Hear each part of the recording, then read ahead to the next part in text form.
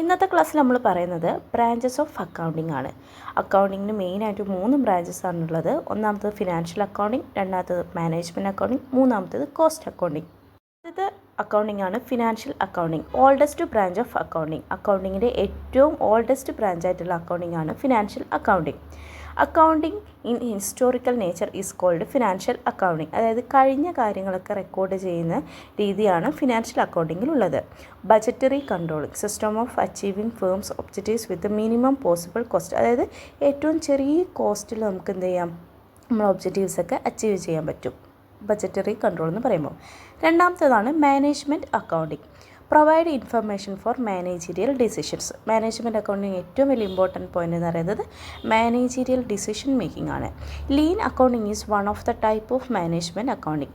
Lean accounting എന്ന് പറയുന്ന management അക്കൗണ്ടിൻ്റെ ഒരു ടൈപ്പാണ്.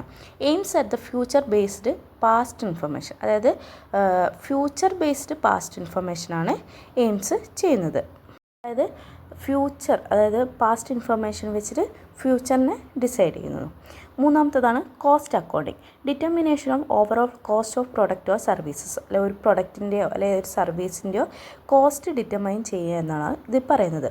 കോസ്റ്റ് കൺട്രോൾ, അതായത് കോസ്റ്റ് കൺട്രോൾ നമുക്കറിയാം, ഒരു ബിസിനസ്സിൽ പ്രോഫിറ്റ് ഉണ്ടാകണമെങ്കിൽ നമുക്ക് മാക്സിമം കോസ്റ്റ് കൺട്രോൾ ചെയ്യണം, എന്നാലാണ് പ്രോഫിറ്റ് ഉണ്ടാവുള്ളൂ. അതാണ് കോസ്റ്റ് കൺട്രോൾ എന്ന് പറയുന്നത്.